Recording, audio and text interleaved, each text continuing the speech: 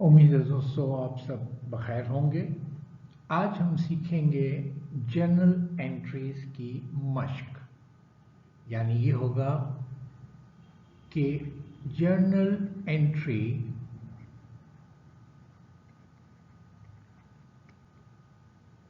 बनाने के उसूल।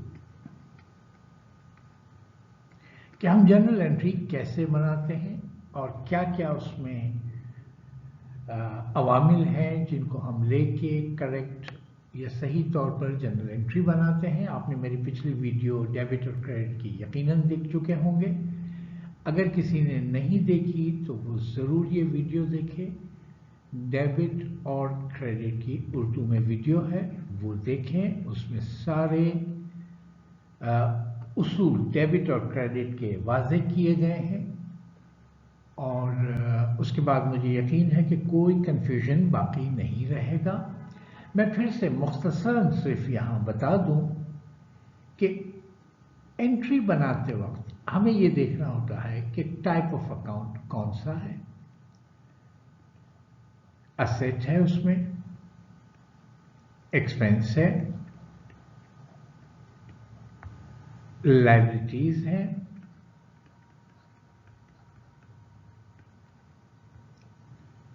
कैपिटल है, कैपिटल या इक्विटी, या फिर रेवेन्यू जिसे हम इनकम भी कहते हैं। अब यहां आपको सिर्फ इतना याद रखना है कि अगर डेबिट अगर असेट बढ़ता है, इंक्रीज होता है, तो हम डेबिट करते हैं। अगर असेट कम होता है, डिक्रीज होता है, तो हम उसे क्रेडिट करते हैं। सेम रूल एक्सपेंस का भी रहेगा कि अगर एक्सपेंस में इजाफा होता है तो हम डेबिट करते हैं, और जैसे ही कोई एक्सपेंस में कमी करनी होती है तो हम क्रेडिट करेंगे। लायबिलिटीज का रूल इससे मुख्तलिफ है इन दो से। लायबिलिटीज में जब इजाफा होता है तो क्रेडिट किया जाता है, जब लायबिलिटीज कम होती हैं तो हम उसे डेबिट करते हैं। कैपिटल भी इसी तरह है कि अगर कैपिटल में इजाफा होगा तो हम क्रेडिट करेंगे, अगर कैपिटल में कमी आएगी तो वो डेबिट किया जाएगा। इनकम या रेवेन्यू का भी यही रूल रहेगा कि अगर इनकम में इजाफा होता है, जैसे सेल्स है और कोई इनकम हो सकती है, सर्विस इनकम हो सकती है, रेंटल इनकम हो सकती है, जो किसी तरह की भी जो इनकम जो है अगर उसमें इजाफा होता है तो वो क्रेडिट होती है, और अगर उसमें कमी आती है तो वो डेबिट किया जाता है। ये रूल अगर आप याद रख लें तो जर्नल एंट्री बनाना कोई मुश्किल नहीं है। तो आइए अब हम शुरू करते हैं मश्क। मैं मुख्तलिफ एंट्रियों के ज़रिए आपको ये बताऊंगा यहाँ कि हम जर्नल एंट्री कैसे बनाते हैं। हम सबसे पहले एंट्री नंबर 1 लेते हैं, जो बड़ी नॉर्मल सी एंट्री है। हम लिखते हैं the owner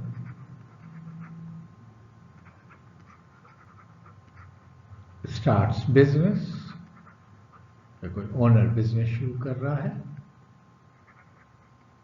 with cash of ₹50,000। एक ओनर ने 50,000 रुपीज़ से अपना बिजनेस शुरू किया। अब एंट्री बनाते वक्त अकाउंटेंट के जहन में ये होता है कि इसका अफेक्ट क्या है, कौन कौन से अकाउंट्स जो हैं यहाँ अफेक्ट हो रहे हैं। आप देखें इस एंट्री में पहला अफेक्ट ये आता है कि कंपनी के असेट में, और ये असेट क्या है, कैश, इसमें इजाफा हुआ है कंपनी के असेट में, क्योंकि कंपनी में कैश आया, मालिक ने डाला है। और दूसरा अफेक्ट आप देखें इसमें आया है कि मालिक के कैपिटल में जो उसने कंपनी में लगाया है वो इजाफा हुआ है। पहला अफेक्ट ये था, दूसरा अफेक्ट ये था। अब हमें पता है कि जब एसेट डेबिट होगा, इंक्रीज होगा, इजाफा होगा एसेट में तो हम डेबिट करेंगे, कैपिटल में इजाफा होगा तो हम क्रेडिट करेंगे। तो हमारी फाइनल जो एंट्री बनेगी वो बिल्कुल इसी तरह बनेगी कि इस एसेट का हम नाम लेंगे कि कैश अकाउंट को हम डेबिट करेंगे 50,000 से और कैपिटल अकाउंट को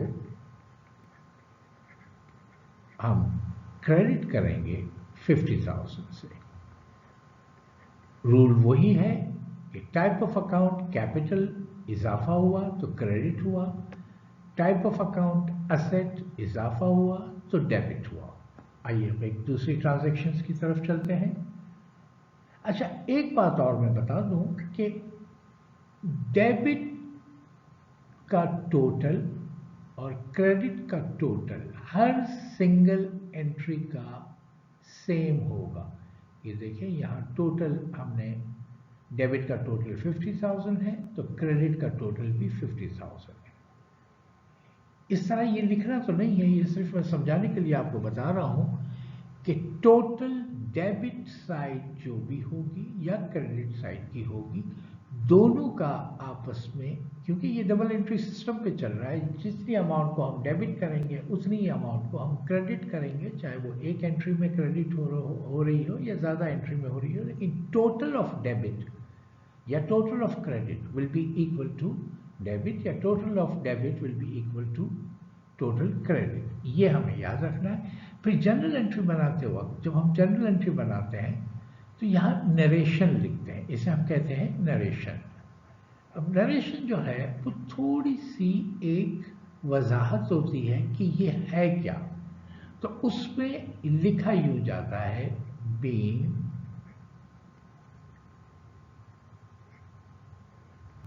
put capital by owner, कुछ भी अपनी जबान में आप लिख सकते हैं ताकि ये क्लियर हो जाए, थ्रू कैश, या आप लिख सकते हैं कि cash given by owner as capital. तो ये आपको थोड़ी सी वजाहत कर देगा कि ये एंट्री बनी है तो इसकी मुख्तसर सा उसका खुलासा क्या है, क्यों बनी है। चलिए अब आते हैं हम एंट्री नंबर 2 की तरफ। अब मैं आपसे यही एंट्री थोड़ी सी चेंज करके बना रहा हूं। मैं लिख रहा हूं the owner starts business with cash of rupees 50,000, जो पहले की एंट्री थी, एंड अब देखिए मैंने उसमें इजाफा कर दिया, and a cheque of rupees 50,000 and मैंने तीसरी चीज इजाफी कर दी इसमें,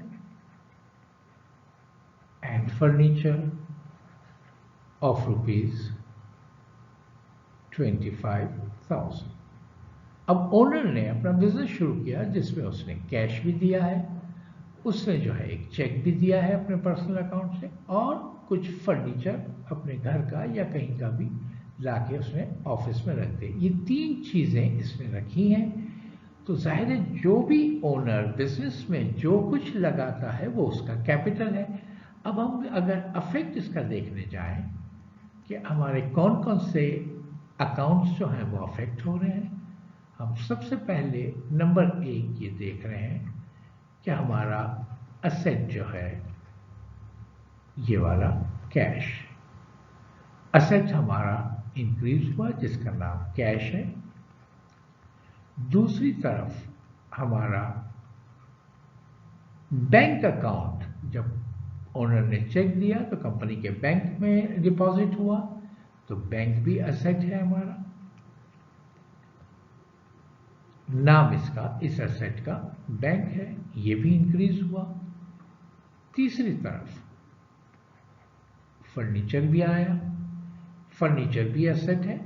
अब ये अलग बात है कि फर्नीचर फिक्स एसेट्स है, ये करंट एसेट्स हैं, लेकिन एसेट्स जितने भी होंगे इसका रूल यही है। अब ये भी एसेट है।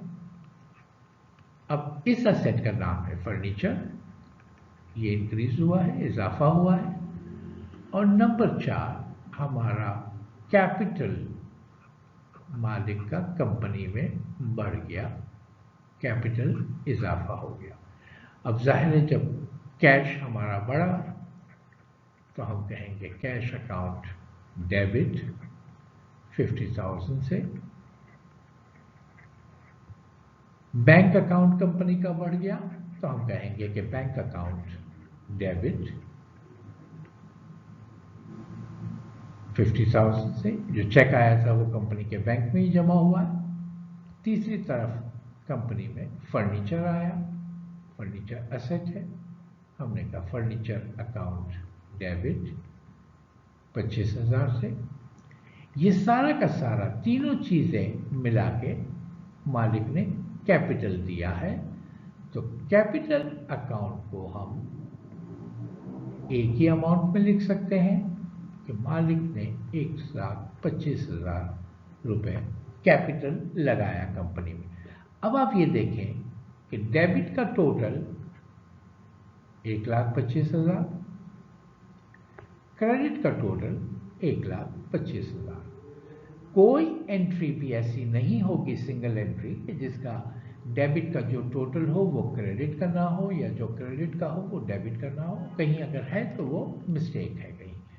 तो ये है एक एंट्री जो मैंने आपको कंबाइन करके बनाई है। पहले मैंने लिखा कि सिर्फ कैश उसने इन्वेस्ट किया, अब मैं लिख रहा हूँ कि कैश भी उसने दिया, चेक भी दिया, फर्नीचर भी दिया। तो ये जब आपको डेबिट क्रेडिट के कॉन्सेप्ट्स आपके क्लियर हैं तो आप हर तरह की एंट्री बना लेंगे। आइए अब एक दूसरी एंट्री अब देखते हैं। अब हम आते हैं एक और एंट्री की तरफ, जो एंट्री नंबर मैं 3 डाल रहा हूं। मैं यहां लिख रहा हूं कि when van purchased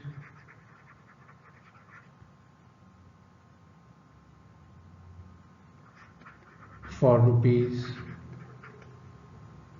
100,000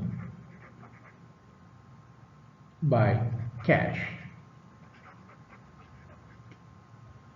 कि कंपनी के में वैन खरीदी गई 1,00,000 रुपए की कैश के जरिए। अब सिंपल सा आपको अफेक्ट नजर आ जाएगा कि पहला अफेक्ट आप देख लेंगे कि आपके असेट में इजाफा हो रहा है और उस असेट का नाम है वैन। और दूसरी तरफ आप दूसरा अफेक्ट देखेंगे कि एक असेट आपका कम हो रहा है। जब आप वैन खरीद रहे हैं कैश से तो कैश आपका कम हो रहा है। तो दूसरा अफेक्ट ये है कि डिक्रीज इन कैश। अब बड़ी सिंपल सी एंट्री है कि आपने किया वैन अकाउंट को डेबिट किया 100,000 से और आपने क्रेडिट किया कैश अकाउंट को, क्रेडिट किया 100,000 से। यहां आपको नरेशन में आप सेम वही लिख देंगे कि being van purchase, being van purchased. अब इसमें जो है ये आप डिटेल दे सकते हैं कि वाइड इनवॉइस नंबर, यानी उसका जो भी कोई रेफरेंस देना हो, wide invoice number so and so जो भी, ताकि ये एक रिकॉर्ड में कंपनी के उसमें आ जाती है। अब एक और एंट्री हम ट्राई करते हैं।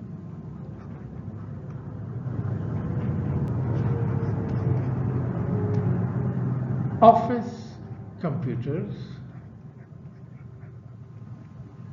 बॉट खरीदे गए ऑन क्रेडिट। अभी तक हमने कैश की बात कर रहे थे, अब हम कह रहे हैं कि हमने उधार कंपनी ने खरीदा है। किससे खरीदा है? From mister A. अब मिस्टर ए से उधार ऑफिस के फर्नीचर कंप्यूटर खरीदे गए हैं। कितने के खरीदे गए हैं? For rupees 65,000। ऑफिस के कंप्यूटर खरीदे गए उधार पे, ऑन क्रेडिट का मतलब है उधार, ऑन अकाउंट लिखा हुआ हो तब भी इसका मतलब है कि उधार, ऑन अकाउंट या ऑन क्रेडिट। मिस्टर ए से खरीदे गए। अब आप अफेक्ट अगर देखना चाहें तो इस तरह अफेक्ट देखेंगे कि पहला अफेक्ट क्या हुआ, ऑफिस कंप्यूटर बॉट, इसका मतलब ऑफिस कंप्यूटर कंपनी में आए। तो अफेक्ट क्या हुआ कि असेट आपका इंक्रीज हुआ है, किस नाम से, कंप्यूटर से। दूसरी तरफ आपने कैश नहीं दिया है, ना चेक दिया है, आपने उधार पे लिया है। जब उधार पे लिया है तो वो आपको पैसे वापस लौटाने हैं, इसका मतलब आपकी लायबिलिटी में इजाफा हो गया। आपको पैसे मिस्टर ए को देने हैं तो उसके अकाउंट में आपको डालने हैं, तो आप एक लायबिलिटी को क्रिएट करेंगे। अब ये लायबिलिटी का नाम है मिस्टर ए। ये मिस्टर ए वो है जिसको हमें अमाउंट पे करनी है, ये पेएबल है। तो हम इसकी एंट्री यहाँ कंप्यूटर असेट जो है वो इंक्रीज हुआ। तो असेट जब इंक्रीज होता है तो वो डेबिट है, ये डेबिट हो गया 65,000 से। और अब हम लायबिलिटी क्रिएट कर लेंगे मिस्टर ए अकाउंट क्रेडिट 65,000। अब ये लायबिलिटी में हो। यहाँ आप फिर नरेशन दे देंगे और नरेशन यही देंगे कि office computer bought from mister a being computers bought from mister A. अब जो भी आपका रेफरेंस तो होगा ही, बिल नंबर होगा, इनवॉइस नंबर होगा, जो भी होगा वो हम साथ में यहाँ दे देंगे ताकि पूरी नरेशन हो जाए। आइए अब दूसरी एक ट्रांजैक्शन को लेते हैं। अब पिछली वाली ट्रांजैक्शंस को ज़रा सा आप याद रखिएगा कि हमने क्या एंट्री बनाई थी और वो ट्रांजैक्शन क्या थी। मैं उसी के हवाले से अब एक एंट्री बना रहा हूँ, पेड कैश, कि हमने कैश दिया to mister A for rupees 65,000। इससे पहले की एंट्री में था कि हमने मिस्टर ए से खरीदा था, कंप्यूटर खरीदे थे ऑफिस के, और अब हम पेमेंट कर रहे हैं। उस वक्त हमने खरीदा था तो लायबिलिटी क्रिएट की थी हमने, जो मिस्टर ए की थी, लायबिलिटी हमारी बढ़ गई थी। अब अगर हम अफेक्ट देखें तो हमें नजर आएगा कि सबसे पहला अफेक्ट ये है कि हमारी लायबिलिटी कम हो गई है, क्योंकि हमने जिसको देने थे, और लायबिलिटी कौन हुआ, मिस्टर ए। और लायबिलिटी जब कम होती है तो डेबिट में जाती है। पिछले हमने रूल ये पढ़ चुके हैं कि लायबिलिटी जब बढ़ती है तो हम क्रेडिट करते हैं, जब कम होती है तो हम डेबिट करते हैं। तो ये लायबिलिटी यहाँ कम हो गई। दूसरी जानिब हमारा दूसरा अफेक्ट ये है कि हमारा असेट भी कम हुआ। और कौन सा असेट हमारा कम हुआ, वो है कैश, यानी हमारा कैश चला गया, हमने पे किया। तो अब सिंपल सी एंट्री बन जाएगी कि मिस्टर ए अकाउंट डेबिट 65,000 और कैश अकाउंट क्रेडिट 65,000। यहां आप लिख सकते हैं कि being cash paid to mister A. अब आप देखिए, पहले आपने मिस्टर ए को डेबिट क्रेडिट किया हुआ था, लायबिलिटी क्रिएट की हुई थी। अब हमने डेबिट कर दिया तो मिस्टर ए का अकाउंट इस तरह निल हो जाएगा। अगर हम कम पेमेंट करते तो थोड़ा सा बैलेंस भी बचा रहता, वो भी नजर आ जाता। तो ये थी लायबिलिटी कम होने की एंट्री, कि लायबिलिटी को हम डेबिट कर रहे हैं। अब आ जाए एंट्री नंबर 6 पे, एक और एंट्री हम लेते हैं, मैं ये कह रहा हूं कि स्टाफ सैलरीज, ये सारी मश्क का मतलब सिर्फ मकसद ये होता है कि आपको अंदाजा आ जाए कि हमें अफेक्ट पे नज़र डालनी है कि अफेक्ट क्या क्या अकाउंट हो रहे हैं, तो फिर एंट्री गलत नहीं बनती है। और उसके बाद तो प्रैक्टिस ऐसी होती है कि हम ये इस तरह एक एक चीज़ का अफेक्ट देखते नहीं है, एंट्री देख के ही पता चल जाता है। बाद में जब प्रैक्टिस हो जाती है तो थोड़ी सी प्रैक्टिस की ज़रूरत होती है इसमें। अब हम कह रहे हैं कि स्टाफ सैलरीज पेड, स्टाफ की सैलरी पे की गई bye check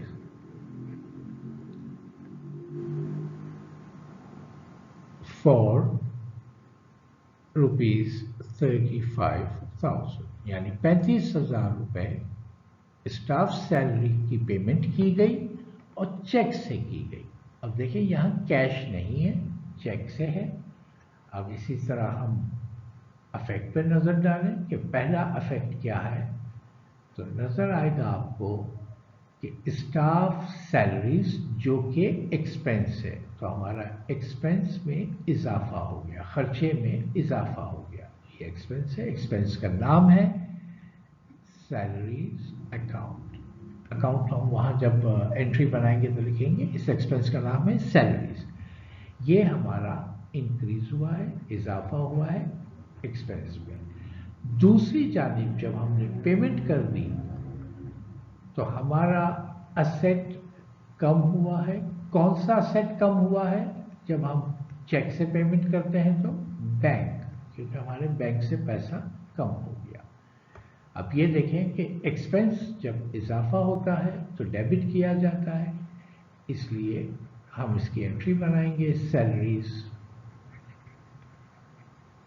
expense account debit 35,000 और हमारा बैंक में से पैसा निकल गया है तो बैंक अकाउंट हमारा क्रेडिट होगा 35,000 से। अब आपको ये समझ में आ गई होगी कि अफेक्ट देखने के बाद एंट्री, अगर ये हमें सोचना होता है कि इस एंट्री का अफेक्ट क्या है। जब आपने अफेक्ट करेक्टली देख लिया, सही तरह से देख लिया, तो फिर कोई दिक्कत नहीं आती। आगे जाके कुछ और भी एंट्रियां बनाएं ताकि सारे कंफ्यूजन्स जो हैं वो दूर हो जाएं। अब हम एक और ट्रांजैक्शन की तरफ जाते हैं। हम लिख रहे हैं परचेज्ड गुड्स। मैंने आपको बताया कि गुड्स वो माल होता है जो जिसमें कंपनी बिजनेस कर रही है, कि उसे खरीद रही है, उसे बेच रही है, या उसका रॉ मटेरियल खरीद रही है, उसको मैन्युफैक्चर कर रही है और फिर उससे जो भी फिनिश प्रोडक्ट बनती है उसको बेच रही है। तो वो सारी चीज़ें गुड्स में गिनी जाएंगी। अब purchase goods on cash for ₹32,000। अभी हमने परचेज किया है तो हमारी ये इंक्रीज हुई है परचेसेस, और परचेसेस हमारी कॉस्ट ऑफ सेल का आइटम है और वो बाद में सेल में से माइनस होता है कि ये हमारी कॉस्ट है। तो इस तरह ये एक लिहाज से एक्सपेंस भी है और दूसरी तरफ हमारा असेट भी है। अगर आप उसको यूं ले रहे हैं कि एक्सपेंस में हुआ, दूसरी तरफ हमारा असेट है ये, और असेट हमारा जो है उसका नाम है इन्वेंट्री। तो हम दो तरह से इसकी एंट्री बनाते हैं। कई कंपनीज में ये डायरेक्ट परचेज अकाउंट में डालते हैं, यानी उसी वक्त डालते हैं कि परचेज अकाउंट को डेबिट कर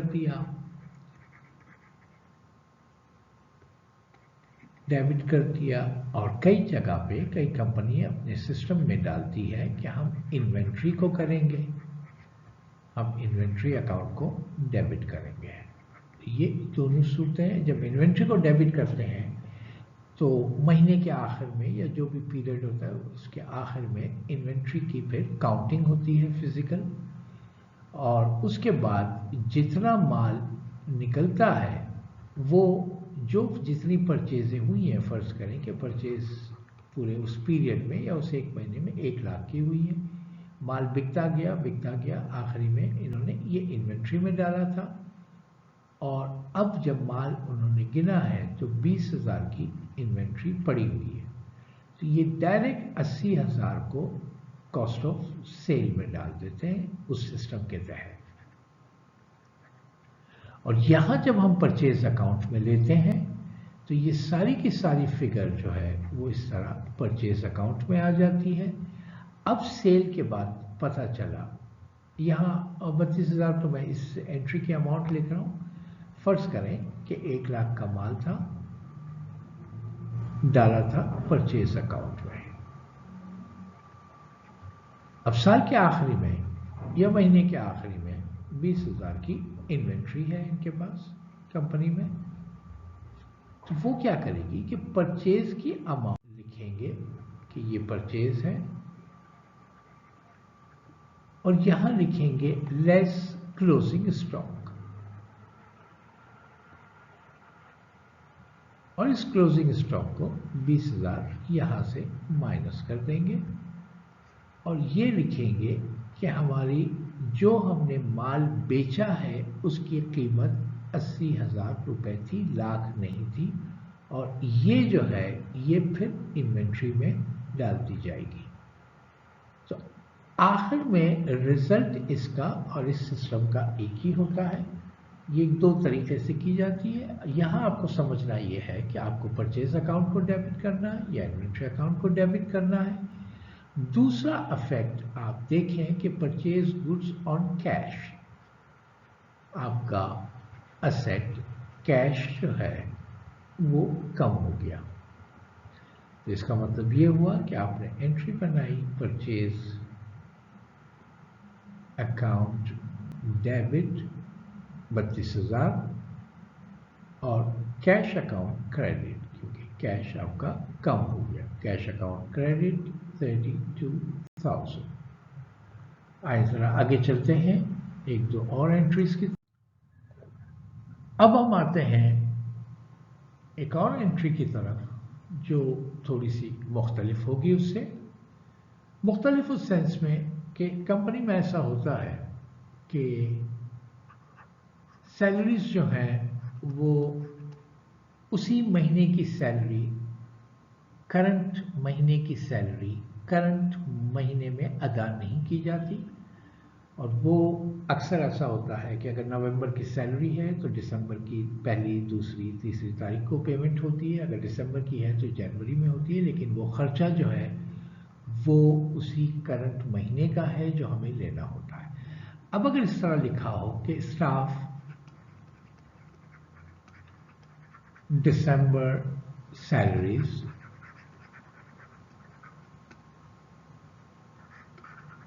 for rupees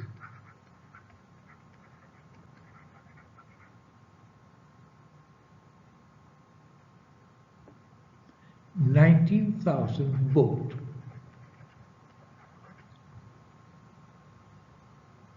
but not yet paid।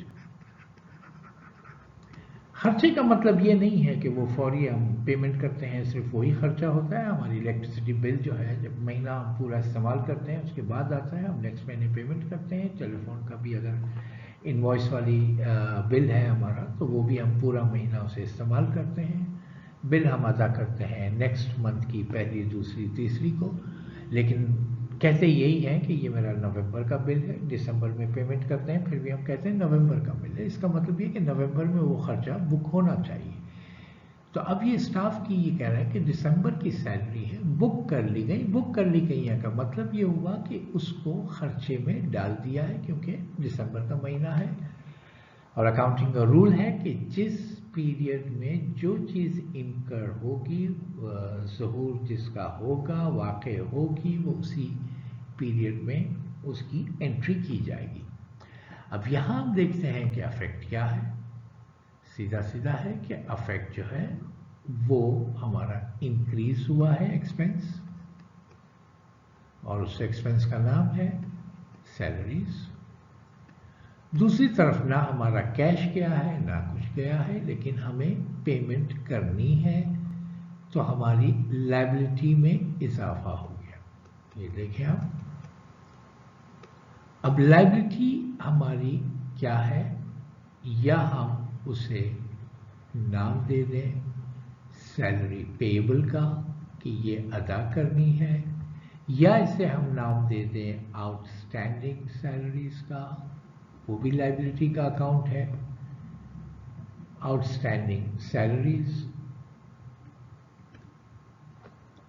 तो अब जो एंट्री बनेगी वो ये बनेगी कि इंक्रीज एक्सपेंस हुआ है तो जाहिर है डेबिट होगा, तो हम कहेंगे सैलरीज एक्सपेंस डेबिट 19,000 और सैलरीज पेएबल या फिर आउटस्टैंडिंग सैलरीज, एक ही चीज है ये, इनको हम करेंगे क्रेडिट। ये लायबिलिटी हमारी क्रिएट होगी, जब तक पेमेंट नहीं करेंगे ये क्रेडिट में रहेगा, जब उसकी पेमेंट होगी तो फिर वो डेबिट में आ जाएगा। अब एक और एंट्री की तरफ अगर हम आते हैं तो हम कहें कि गुड्स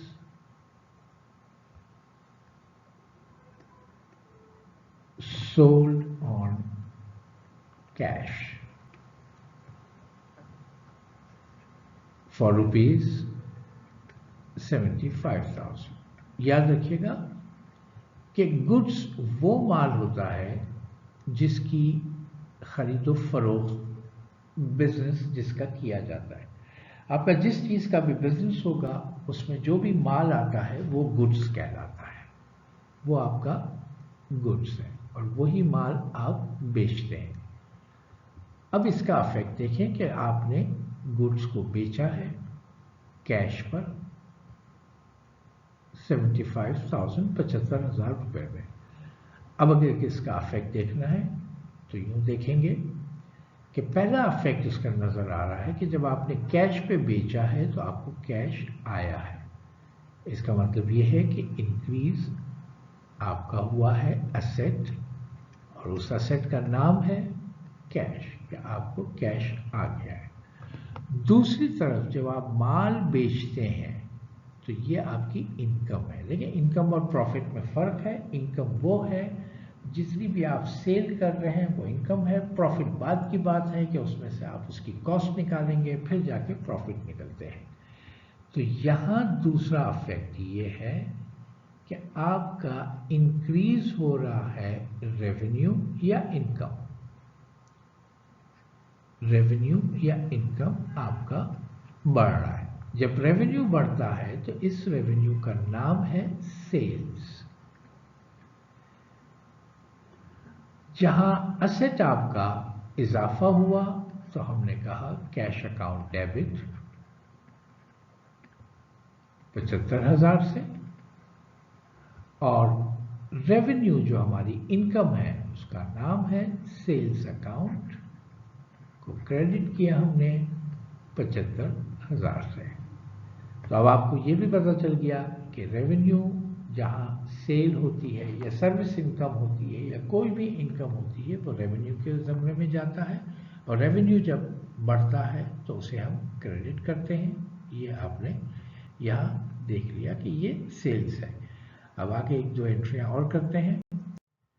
पिछली एंट्री में हमने ये कहा था कि हमने जो है वो गुड्स जो है वो सेल की थी कैश में। अब मैं एंट्री को थोड़ा सा यहाँ चेंज कर देता हूँ, मैं कहता हूँ सोल्ड गुड्स ऑन क्रेडिट। अब सोल्ड गुड्स ऑन क्रेडिट का मतलब ये है कि हमने सेल की है उधार पे, क्रेडिट का मतलब यही है। किसको की है? To mister G, mister Z को, मिस्टर जी को कितने की है? For rupees 37,000। अब हमने मिस्टर जी को उधार में माल बेचा है। अब अफेक्ट देख लें, आपके सामने है कि पहला अफेक्ट इसमें नजर आ रहा है कि जब आप सेल किया आपने, आपको ना कैश आया, कुछ नहीं आया। तो जब कैश नहीं आया, कुछ नहीं आया, तो ये आया हमारे पास मिस्टर जेड। इसका मतलब ये है कि हमारा असेट जो है वो इंक्रीज हुआ, और ये असेट का नाम है डेटर, ये याद रखिएगा, जिसको हम उधार में माल बेचते हैं। इसका दूसरा नाम है अकाउंट्स रिसीवेबल, जिससे हम पैसा मांगते हैं माल बेचने के एवज। ये हमारा कस्टमर है, ये कस्टमर हमारा असेट है। अकाउंट रिसीवेबल, डेटर एक ही नाम है सबके, ये हमारा असेट है। क्यों असेट है? कि कल उसी से कैश आना है, जैसे कैश असेट है ऐसा ये भी असेट है। तो एक तरफ हमारा असेट बढ़ गया, दूसरी जानिब हमारा इंक्रीज हुआ रेवेन्यू या इनकम। जब इंक्रीज हुआ रेवेन्यू, तो रेवेन्यू क्रेडिट होता है, जिसका मतलब ये एंट्री साफ जाहिर है। और इस डेटर का नाम है मिस्टर जी। अब मिस्टर जी का अकाउंट खुलता है, तो हम करेंगे मिस्टर जी अकाउंट डेबिट 37,000। अब मिस्टर जी से मांगना है, हम पैसे इससे मांग रहे हैं, इसलिए उसको डेबिट किया है कि ये असेट है। दूसरी तरफ हमारी सेल में इजाफा हुआ है, तो हम कहेंगे सेल्स क्रेडिट 37,000। नरेशन आप सेम लिख लेंगे कि being sold goods to Mr. Z on credit, while invoice number so and so या sales agreement number so and so, जो भी रेफरेंस के लिए होता है वो रेफरेंस डाला जाता है, ताकि अकाउंटिंग जब भी पीछे मुड़ के देखना हो तो उसकी कम से कम हिस्ट्री मिल जाए। अब यहाँ मैं एक एंट्री ये बनाता हूँ कि समझे, रिसीव्ड कैश फ्रॉम मिस्टर जी। अब देखिए यहाँ मिस्टर जी से हम पैसे मांगता था, यानी कंपनी पैसे मांगती थी 37,000। अब कंपनी को मिल रहे हैं पैसे मिस्टर जी से। अब मिस्टर जी से कितने पैसे मिल रहे हैं?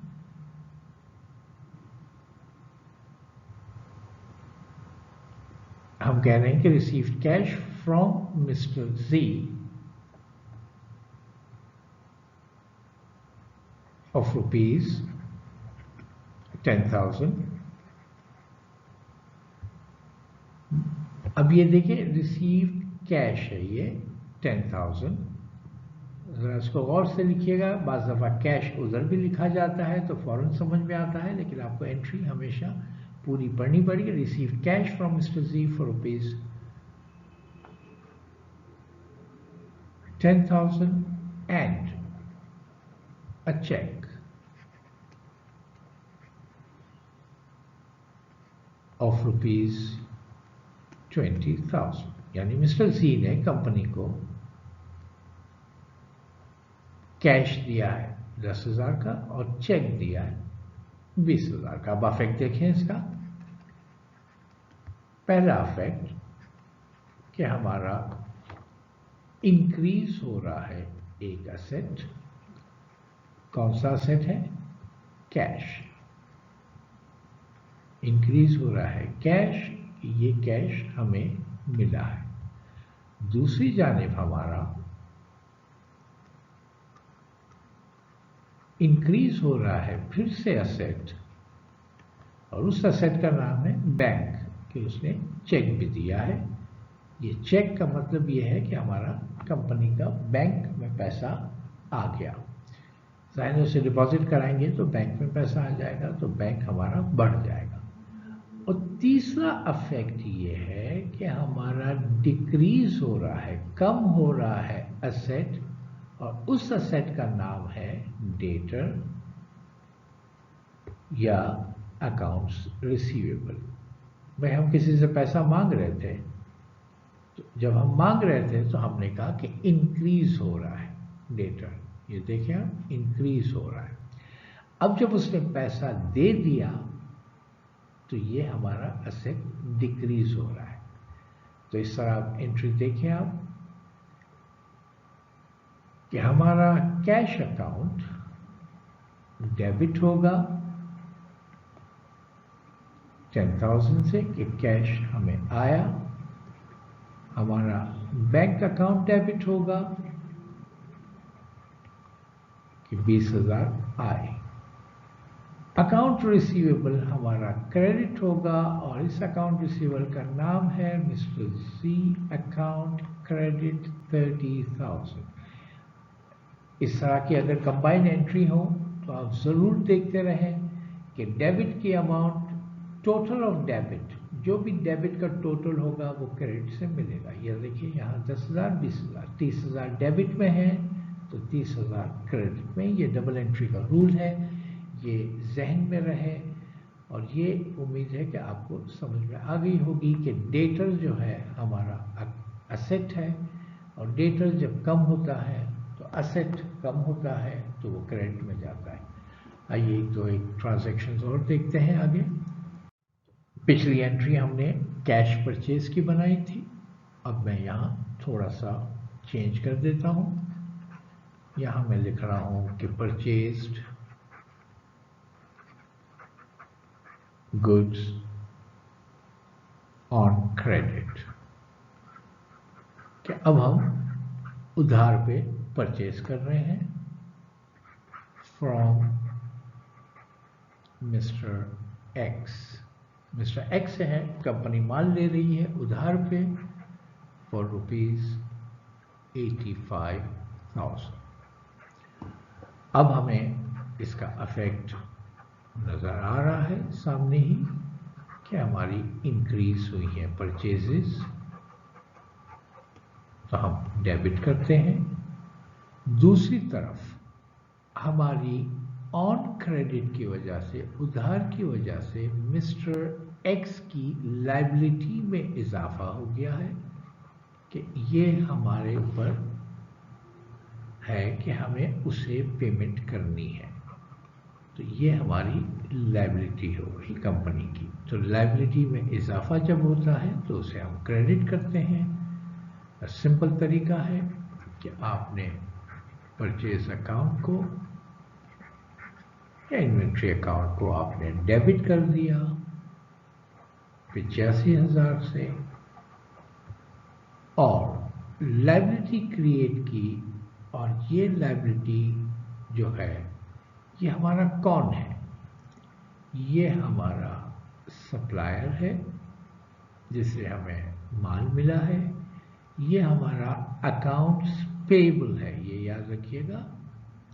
जितने अकाउंट्स पेबल के अकाउंट्स होंगे उसके अंडर में ये आएगा, या हम उसे कहें ये हमारा क्रेडिटर है। देखिए ये अलग अलग टर्मिनोलॉजीज यूज होती है। किसी वक्त मैं एक टर्मिनोलॉजी पे भी उर्दू में ही, मेरे इंग्लिश में तो है टर्मिनोलॉजीज पर, मैं उर्दू में भी उसको बना के समझा दूंगा आपको। ये तीनों नाम हैं जो यूज़ होते हैं। ज़्यादातर हम अकाउंट्स में ये दो नाम यूज़ करते हैं, कहीं क्रेडिटर होता है, कहीं अकाउंट्स पेबल होता है। अब इसका नाम क्या है? Mister x. तो मिस्टर एक्स के नाम का अकाउंट खुलेगा, ये आएगा अकाउंट्स पेबल के अंडर में या क्रेडिटर के अंडर में, यानी लायबिलिटी। तो हमने कहा मिस्टर एक्स अकाउंट क्रेडिट, और ये हो गया 85,000। हमने लायबिलिटी खड़ी कर दी कि अब उसको हमें पेमेंट करनी है, ये याद रखिएगा। अब अगर एंट्री, जाहिर है पेमेंट तो करनी है।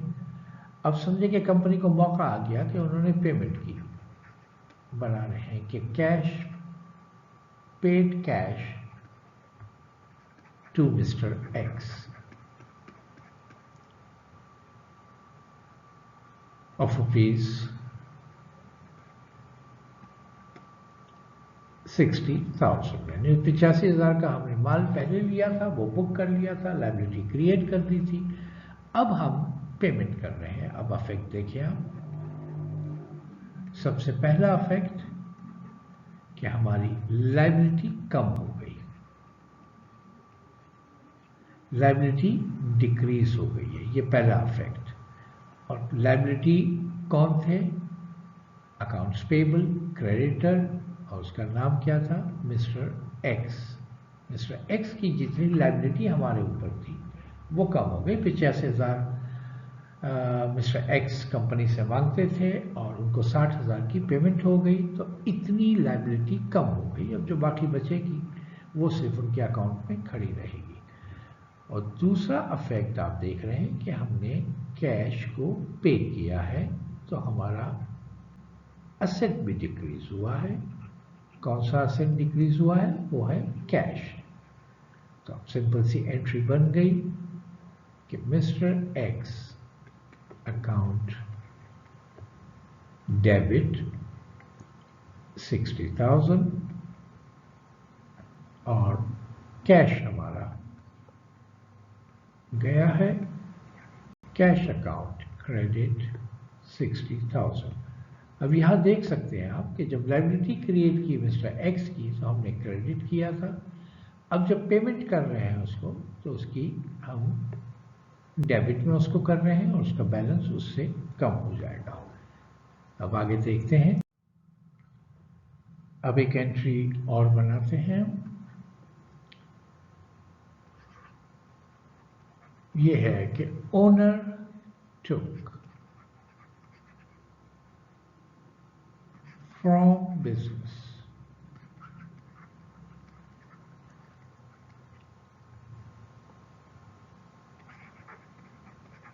कैश ऑफ rupees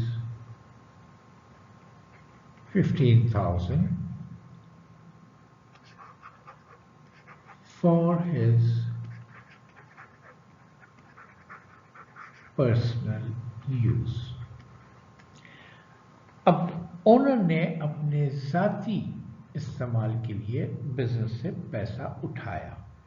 बिजनेस में हर चीज़ रिकॉर्ड होती है, इसलिए ये अपने बिजनेस उसी का है, लेकिन पर्सनल से अलग होता है बिजनेस। इसलिए अगर वो बिजनेस से भी पैसा उठाता है तो वो भी रिकॉर्ड किया जाएगा। जब वो बिजनेस में पैसा लगा रहा है तो कैपिटल के तौर पे उसको क्रेडिट दिया जाता है। अब वो अगर पैसा उठाता है तो जाहिर है अपने कैपिटल में से उठाता है, यानी कैपिटल कम हो जाएगा जो पैसा उठाएगा। लेकिन हम कैपिटल को डायरेक्ट कम नहीं करते। जब ओनर पैसा अगर उठा रहा है बिजनेस से तो हम डायरेक्ट कैपिटल को कम नहीं करते। उसकी वजह यह है कि अगर हमने कैपिटल को कम कर दिया, कल उसने वापस दे दिया, फिर उठाया, फिर वापस दे दिया, तो कैपिटल जो है आगे पीछे होता रहेगा। ये मालूम करना बड़ा मुश्किल हो जाएगा कि ओनर ने अपना कितना ओरिजिनल पैसा लगाया था। तो इसलिए हम कैपिटल को नहीं छेड़ते हैं। हम एक अकाउंट है कि अगर ओनर अपने ज़ाती इस्तेमाल के लिए, चाहे वो ऑफिस से अपने बिजनेस से कैश ले रहा है या बैंक से ले रहा है या कोई फर्नीचर घर ले जाता है, कुछ भी असेट कोई भी चीज़ ले जा रहा है, तो हम कैपिटल को कम नहीं करते, उसे हम कहते हैं ड्राइंग। ये याद रखिएगा, ड्राइंग्स, इसे हम कहते हैं ड्राइंग अकाउंट। और ये डेबिट का अकाउंट है और ये कैपिटल को डेबिट करने के लिए खोला जाता है कि हम डायरेक्ट कैपिटल को डेबिट नहीं करते। बैलेंस शीट में जब लिखा होता है कैपिटल जहां, वहां लेस ड्राइंग करके दिया जाता है ताकि हमेशा ये पता चले कि फर्ज करें कि कैपिटल कंपनी का हमेशा से 1 लाख था, अब प्रॉफिट भी हुआ पिछले साल, ये प्रॉफिट यहाँ खड़ा हो गया, अब ये 1,25,000 हो गया। और नीचे ये दिखाया जाएगा कि इसने अब तक ड्रॉ कितना किया है। तो जब ड्रॉ की अमाउंट आप यहाँ लिखिए, कितना ड्रॉ किया है, तो जैसे आपने यहाँ लिख दिया कि इसने 50,000 ड्रॉ किया है, तो ऑटोमेटिकली कैपिटल जो है ये 75,000 नजर आएगा। लेकिन यूं दिखाते हैं, प्रेजेंटेशन ये होती है बैलेंस शीट में, हम डायरेक्ट कैपिटल को कम करके यहाँ 75 नहीं कर सकते क्योंकि हमें हिस्ट्री भी चाहिए होती है। 12 अब हमें ये पता चल गया कि जब पर्सनल इस्तेमाल के लिए उठाए तो उसे हम ड्राइंग कहते हैं, तो इंक्रीज इन ड्राइंग हो गया ये, जो कि डेबिट का आइटम है, और कंपनी का कैश कम हो गया क्योंकि यहाँ असेट एक कम भी हुआ और उस असेट का नाम है कैश। इसका मतलब ये है कि ड्राइंग अकाउंट डेबिट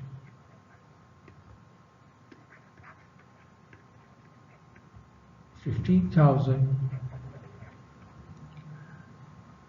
और कंपनी का कैश कम हो गया तो कैश अकाउंट क्रेडिट 15,000। दोस्तों उम्मीद है कि आपको ये वीडियो पसंद आई होगी। आप मेरे चैनल को सब्सक्राइब करें, इंशाल्लाह मज़ीद वीडियो मेरी उर्दू में ही आ रही हैं, और अगर पसंद आए तो उसे लाइक कर दें, कमेंट्स करना चाहें तो कमेंट्स भी ज़रूर करें, और आइंदा भी वीडियो मेरी सीरीज़ में ही चल रही हैं और सारे कॉन्सेप्ट्स क्लियर करने के लिए चल रही है, ताकि आप जितनी जल्दी हो उतनी जल्दी अपनी ग्रिप अकाउंटिंग पर रख सकें। तो आप मेरे चैनल को ज़रूर सब्सक्राइब करें, और इंशाल्लाह अगली वीडियो में मुलाकात होती है।